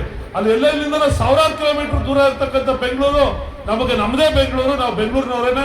ನಮಗೆ ಬರೀ 50 ಕಿಲೋಮೀಟರ್ ಬೆಳಗ್ಗೆ ಹೋಗಿ ಸಾಯಂಕಾಲದವರೆಗೆ ಬರುವಂತ ಅವಕಾಶಗಳ ಒಂದು ಬಾಗಿಲ ಬೆಂಗಳೂರಿನಲ್ಲಿದೆ. ಅದರಿಂದ ನೀವೆಲ್ಲರೂ ಕೂಡ ಶ್ರಮ ಪಡಬೇಕು, ಆರ್ಡರ್ ಮಾಡಬೇಕು, ಸಮಯ ವೃತ್ಯ ಮಾಡಬಾರ್ದು. ನಿಮ್ಮ ಓದುವಂತ ಸ್ಟೂಡೆಂಟ್ಸ್ ಕಾಲದಲ್ಲಿ ಓದ್ಬೇಕು ಚೆನ್ನಾಗಿ. ಹೆಣ್ಮಕ್ಳಿಗೆ ಮೊದಲಿಗೆ ತಾರತಮ್ಯ ಇಲ್ಲ. ಈಗ ಗಂಡು ಮಕ್ಕಳು ಮಾತ್ರ ಓದ್ಬೇಕು, ಗಂಡು ಮಕ್ಕಳಿಗೆ ಅವಕಾಶ ಅಂತ ಮನೋಭಾವ ಬದಲಾವಣೆ ಆಗಿದೆ. ನೀವು ಮಾಡಿ ತೋರಿಸಿದ್ರೆ ನಿಮ್ಮ ಪೋಷಕರು ನಿಮಗೆ ಬೆಂಗಾವಲಾಗಿ ನಿಂತ್ಕೋತಾರೆ. ದೇವರು ನಿಮ್ಗೆ ಒಳ್ಳೇದು ಮಾಡಲಿ, ನಿಮ್ಮ ಭವಿಷ್ಯ ಉಜ್ವಲವಾಗಿರ್ಲಿ ಅಂತ ಹೇಳಿ ನಾನು ಬಯಸ್ತಾ, ಇನ್ನು ಸನ್ಮಾನಿತರು, ನನ್ನ ಮಗಳು ಇರೋದ್ರಿಂದ ಸನ್ಮಾನಿತರ ಪರವಾಗಿ ಕೆಲಸವನ್ನು ಇವತ್ತು ಸನ್ಮಾನಿತರನ್ನ ಕರೆದು ರತ್ನಮ್ಮನವ್ರನ್ನ, ಅದೇ ರೀತಿಯಾಗಿ ಶ್ವೇತಾ ಅವ್ರನ್ನ ಮಳಗಾಡು